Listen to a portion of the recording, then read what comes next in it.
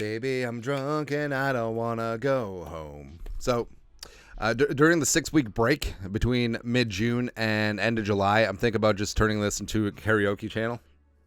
I don't know, man, because I feel like culturally, like I'm built for karaoke, man. And I come to you. Anyways, we got some Q's, we got some A's. Let's fire up a Vikings Q&A session. We periodically put in the community tab, call out for questions. So thank you everyone who submitted. So first up is Gmo Dilla. At what point do we call the 2024 draft a success? I know 2 years or more, but is it JJ and Turner hit as top of their position players and we're good? Or do we 1, 2, 3 later picks to call us good? As simplistic as it may be, and Turner is fantastic, don't get me wrong, but it all hinges on McCarthy. Honestly, everyone else could bust. Everyone else could be Garbaggio.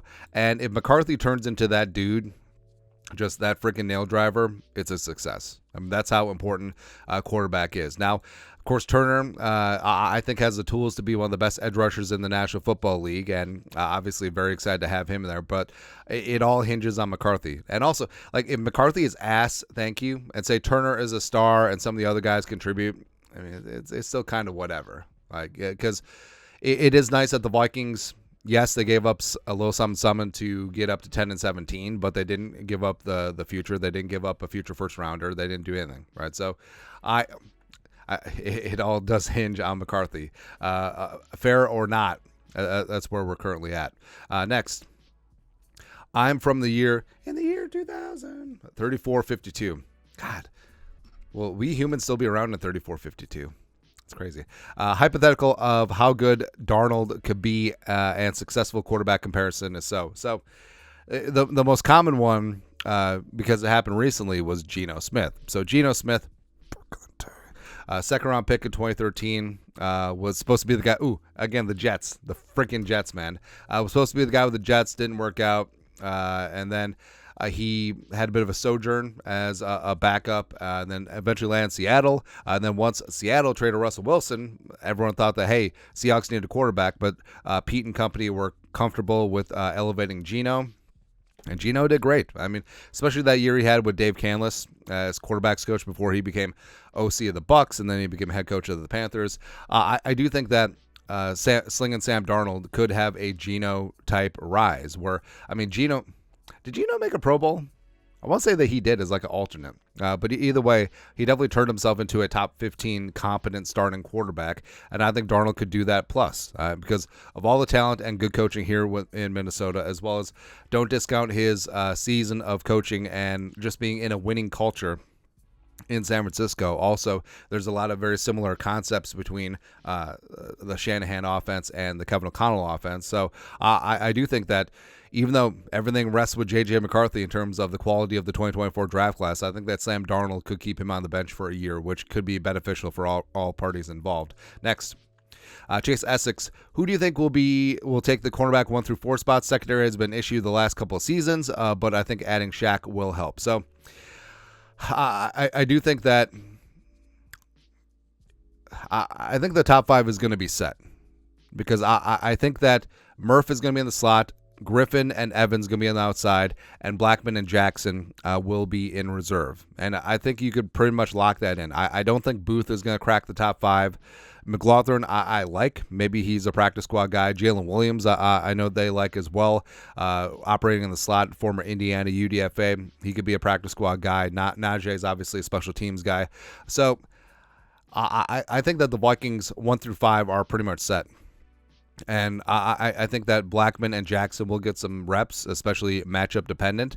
But overall, like I think the cornerback room is pretty strong. I think Griffin landing here and going to be asked to do similar things as he did when he made a Pro Bowl back in Seattle. That I think that he could be a huge value for a small free agent. And also, I think that Caleb Evans in year 2 with Flores could get things together, because obviously the talent is there with Evans, but just last year it didn't click. I think things will get together. But as we said ad nauseum, Blackman and Jackson are the 2 cornerbacks drafted while Flores has been in the building. So obviously he's had a major say. Adronte Jones believes in both of them as well, especially Jackson, they think very highly of. So I think 1 through 5 is pretty much set. I think Booth Jr. is probably going to be traded or cut, but we'll see. Showdown. Did I hear correctly that Caleb Williams did not look good at OTAs? Well, I've always said, like, in terms of if you wanted a quarterback who will fit into your system, Williams ain't it. And you're drafting Williams because he can rise above the system, right? And Williams, what's dazzling about Williams is what's dazzling about Mahomes. When he makes plays off script and when he forces the issue, and Mahomes can be a magician, right? And maybe you do need that. Where, I mean, if Mahomes was forced to play completely in structure, I mean, that takes away what he does well. Same thing with Josh Allen, same thing with Joe Burrow.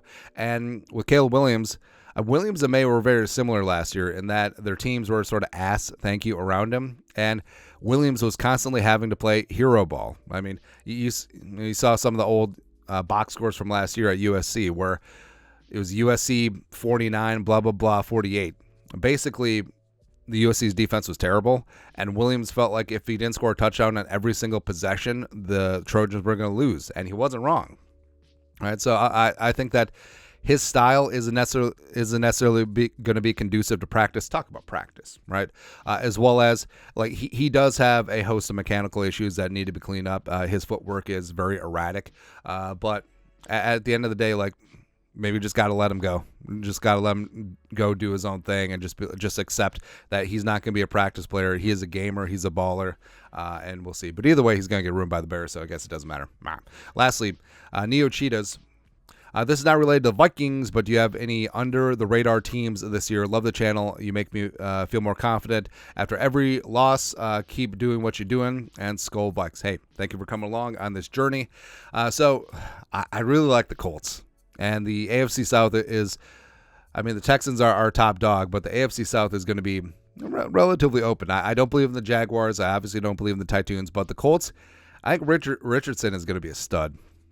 I think Richardson's going to be fantastic. Plus, love the weapons around him. JTT, Jonathan Taylor Thomas. You got Pittman. You got Mitchell.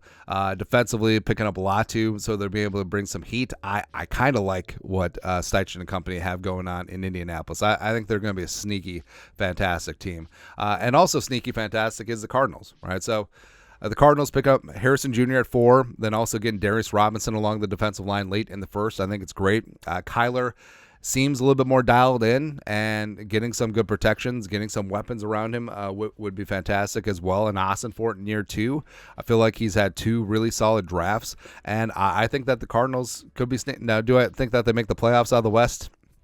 Maybe not, but I think they could certainly take a big step forward. And also, didn't make the graphic, but the Raiders. Like, I don't care that Minshew and O'Connell's at quarterback. They'll be fine there.